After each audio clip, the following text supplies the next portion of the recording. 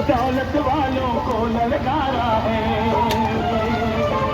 मजदूरों का नारा है, झंडा लाल हमारा है। मजदूरों का नारा है, झंडा लाल हमारा है। आमच्या मागण्या मान्य करा। कामगारांचे रद्द केलेले कामगार कायदे बहाल करण्यात यावे।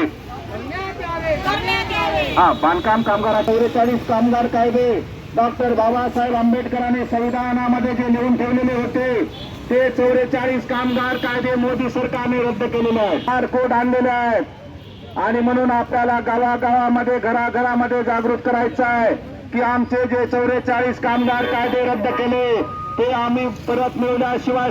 महाराष्ट्र राज्य बांधकाम कामगार संघटना आयटकच्या वतीने आजचा हा मोर्चा आहे, देशव्यापी आंदोलन आहे।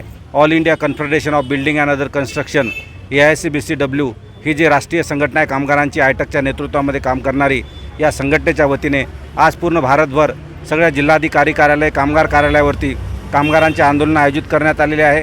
बांधकाम कामगारांना 35,000 रुपये किमान वेतन मिळालं पाहिजे। बांधकाम कामगार उपकर हा 2% जमा झाला पाहिजे। बांधकाम कामगारांना घराची जी योजना आहे अटल आवास योजना शहरी आणि ग्रामीण त्याची अंमलबजावणी झाली पाहिजे, यासाठी आजचा मोर्चा आहे। त्याचबरोबर बांधकाम कामगारांना 6,000 रुपये 60 वर्षानंतर पेन्शन मिळालं पाहिजे। आरोग्याच्या सुविधा मिळाल्या पाहिजे। कंपनीकरण आणि खाजगीकरण बंद झालं पाहिजे।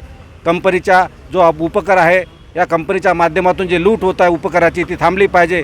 बांधकाम कामगारांना थेट DBTद्वारे या ठिकाणी लाभ मिळाला पाहिजे आणि सणासाठी कायद्यानुसार 10,000 रुपये भत्ता मिळाला पाहिजे। ह्या सर्व मागण्या घेऊन आजचा हा मोर्चा आयोजित करण्यात आलेला आहे। या पूर्ण झाल्या नाही तर ह्या सातत्यानं 105 वर्ष झालेली आयटक संघटना आहे, ही सातत्यानं काम करते। ही जन आंदोलन करणारी संघटना आहे। एक लॉंग मार्चसुद्धा येत्या काळामध्ये हा काढण्यात येणार आहे आणि गावागावामधून बांधकाम कामगार हे या ठिकाणी येत्या काळामध्ये जर मागण्या पूर्ण झाल्या नाही असा मोठा एक लॉंग मार्च बांधकाम कामगारांचा ऐतिहासिक लॉंग मार्च काढण्याची सुद्धा तयारी बांधकाम कामगार करत आहेत।